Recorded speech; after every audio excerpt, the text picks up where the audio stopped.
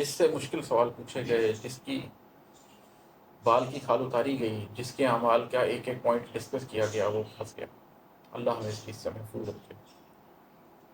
اور ہے کہ راستے آسان ہوں دشوار ہوں، تم حق پہ جینا، حق پہ اپنی جان دینا۔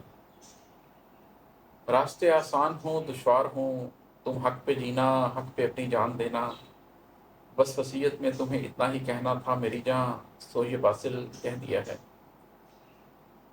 اپنے بیٹے کو، اپنی اگلی نسل کو کیا وصیت کرنی ہے؟ لوگ وصیت میں بہت کچھ کہتے ہیں، وصیت میں مال بھی چھوڑ کے جاتے ہیں، پیسہ بھی چھوڑ کے جاتے ہیں۔ کچھ لوگ وصیت میں کچھ گائیڈنس، ڈائریکشن بھی دے کے جاتے ہیں، چچا کا خیال رکھنا، پھپھو کو پوچھتے رہنا۔ لیکن مجھے یاد آتا ہے کہ سورہ لقمان میں جو اللہ تعالیٰ نے لقمان علیہ السلام کی وصیت بتائی ہے وہ کیا تھی؟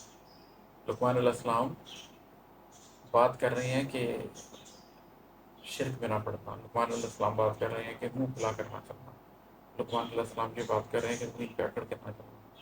وہ اپنے بچے کی وصیت کیا کر رہے ہیں کہ اس کو ایک بہتر انسان بنانے کی وصیت کر رہے ہیں۔ جب میں اپنی زندگی میں دیکھتا ہوں تو مجھے اپنی زندگی میں یہ نظر آتا ہے کہ چاہے رستے آسان ہوں چاہے رستے دشوار ہوں، میں دونوں صورتوں میں حق پہ جیتا رہا ہوں اور حق کی خاطر مرنے کو تیار ہوں۔ تو میں اگلی نسل کے لیے بھی یہی وصیت چھوڑ کے جانا چاہتا ہوں کہ راستے چاہے آسان ہو چاہے دشوار ہو، زندگی گزارنا تو حق پہ گزارنا، اور اگر مرنے کی نوبت آئے تو حق پہ مرنا، نہ حق پہ نہ زندہ رہنا، نہ حق پہ نہ مرنا۔ یہی ضروری چیز ہے۔ اگر یہ کر لی تو زندگی پار ہے۔ اس لیے کہ ہر شخص کو اپنے بچوں کی زندگی کی فکر ہوتی ہے، لیکن بہت تھوڑے لوگوں کو اپنی زندگی بچوں کی موت کی فکر ہوتی ہے۔ ہمیں اپنے بچوں کی زندگی کے ساتھ ساتھ اپنے بچوں کی موت اور ان کی آخرت کی فکر بھی ہونی چاہیے۔ اور مقتا ہے کہ ہاتھ میں کتاب آئی تو قلبی آنکھ سے ہر شے کو دیکھا پھر ہمیشہ۔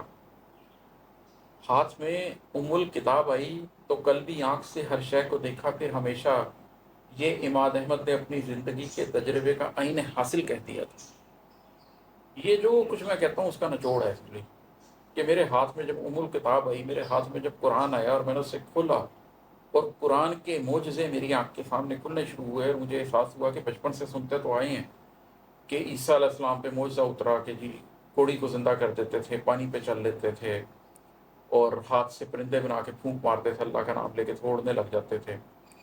موسیٰ علیہ السلام پہ معجزہ اترا کہ انہوں نے لاٹھی ماری تو اس طریقے سے دریا کھل گیا، سمندر کھل گیا۔ مختلف انبیاء کے ہم معجزے سنتے تھے، سلیمان علیہ السلام کے حوالے جنات کر دیے گئے، لیکن کہا جاتا ہے کہ پروفٹ صلی اللہ علیہ وسلم کا معجزہ قرآن ہے۔